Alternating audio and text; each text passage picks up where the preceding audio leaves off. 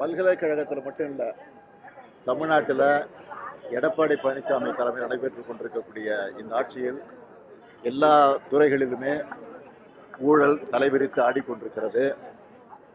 இது குறித்து நாங்கள் ஏற்கனவே தமிழக ஆளுநர் அவர்களிடத்தில் பல முறை இது சம்பந்தமான மனுக்களை நாங்கள் தந்திருக்கிறோம். உரிய நடவடிக்கை எடுக்க வேண்டும் என்று கோரியிருக்கிறோம்.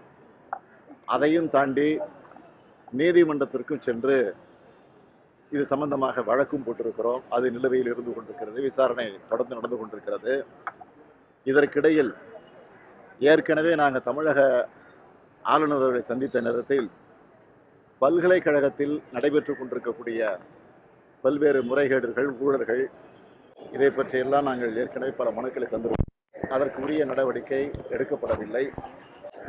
ஆனால் இப்பொழுது கவர்னர் அவர்களே சென்னையில் நடைபெற்றிருக்கக்கூடிய ஒரு பொது நிகழ்ச்சியில பல்கலைக்கழகத்தில் பல கோடி ரூபாய் துணைவேந்தர் நியமனத்தில் ஊழல் நடந்து கொண்டிருக்கிறது என்று அவரே பேசியிருப்பது வேடிக்கை அல்ல, வேதனையை தருகிறது.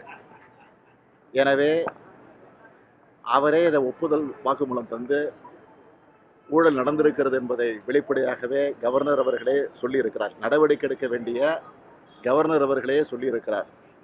எனவே இது சம்பந்தமாக கவர்னரிடத்தில் நாங்கள் நேரம் கேட்டிருக்கிறோம். நீங்களே ஒப்புதல் தந்திருக்கக்கூடிய இந்த சூழ்நிலையிலே உரிய நடவடிக்கையும் வேகமாக நீங்கள் எடுக்க வேண்டும் என்று வலியுறுத்துவதற்கு அவரிடத்தில் நாங்கள் நேரம் கேட்டிருக்கிறோம். நேரம் தந்ததற்கு பிறகு நேரடியாக சந்தித்து அதை நாங்கள் வலியுறுத்த இருக்கிறோம்.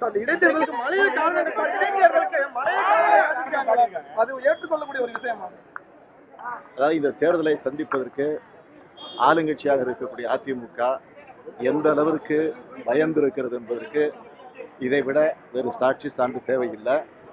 தலைமைச் செயலாளர் அவர்கள் அதிமுகவுடைய கொள்கை உறுப்பு செயலாளராக மாறி அவரே தேர்தல் கமிஷனுக்கு அறிக்கை தந்திருக்கிறார் என்பதும் வெட்ட வெளிச்சமாகிறது.